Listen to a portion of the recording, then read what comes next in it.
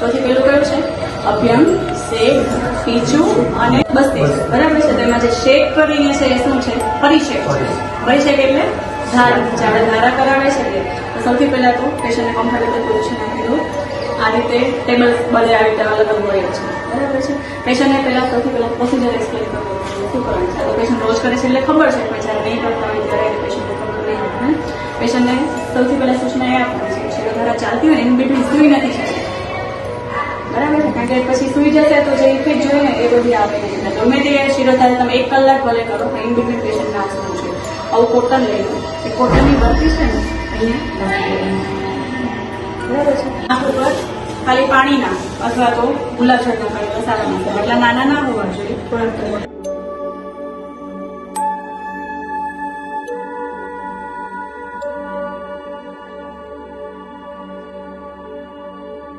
આજુબાજુનું વાતાવરણ south eastern બોલ બને દરવાજો બંધ કરીને એ રીતે શિરોધારા કરવાની.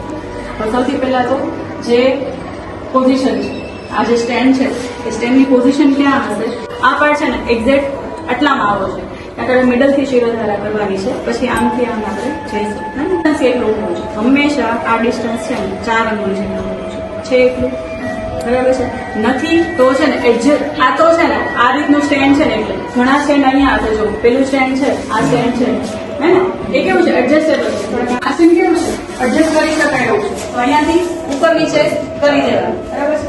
હંમેશા એને હાઈટ કેટલી રહેવી છે? તમે સમજો. હંમેશા એને હાઈટ કેટલી રહેવી જોઈએ? 4 અંગુલ જેટલી હોવી જોઈએ. આ તો આ બે સાથેનું છે ને એટલે એ સેટ કરેલું છે, પણ 4 અંગુલથી વધારે પણ નહીં અને એનાથી ઓછું છે. વધારે હશે તો શું થશે? વધારે ફોર્સ પડશે. અને જો સાવ નીચું હશે તો જેટલો ફોર્સ જોઈતો હશે ને એટલો નહીં. એટલે હંમેશા આ ડિસ્ટન્સ કેટલું હોવું છે? 4 અંગુલ. શાસ્ત્રમાં લખેલું 4 અંગુલ. બરાબર છે. પછી જ્યારે તમે શિરોધારા ચાલુ કરો છો તો હંમેશા 2 વ્યક્તિ, એક વ્યક્તિ જે કન્ટિન્યુ શિરોધારા ચાલુ રાખશે, એક વ્યક્તિ જે નીચેથી તેલ કલેક્ટ કરીને આપણને આપશે. અને વચ્ચે 2-3 વખત કરશો ત્યાં સુધી ગરમ કરવાની જરૂર નહીં પડે. પાછું એક વખત ગરમ કરવા જવું જોઈએ. ઓકે. આ એક વખત ધાર ચાલુ કરી એટલે ધાર તમારી અટકવી ના જોઈએ. બહુ વધારે ફોર્સથી પણ નહીં, વધારે ધીમી પણ નહીં. આ રીતે ધાર ચાલુ કરી સાયમલ્ટેનિયસલી આ રીતે જવું જોઈએ. ક્યારેક વધારે થઈ ગઈ, ક્યારેક ઓછી થઈ ગઈ, એ રીતે આ રીતે તમે કરો છો તો આ રીતે જોઈએ.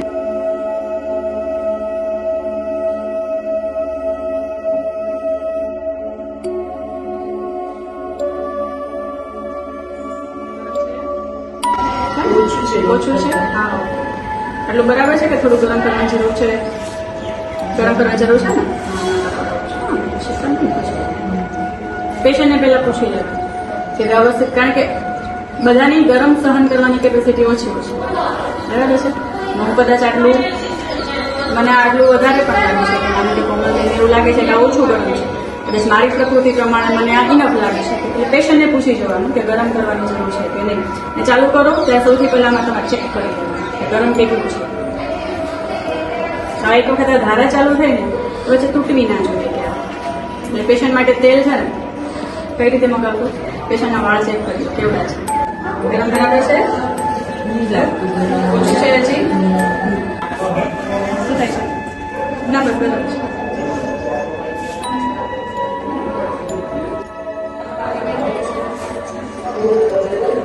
કયા કયા ડિસીઝમાં શિરોધારા કરી શકાય? શેમાં ખબર છે?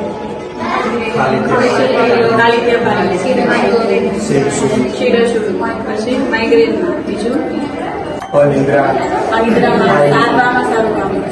મેન્ટલ ડિસઓર્ડરમાં, સાયકોસોમેટિક ડિસઓર્ડરમાં સારવારમાં સારું કામ કરે. બીજું કેટલાય પેશન્ટ એવા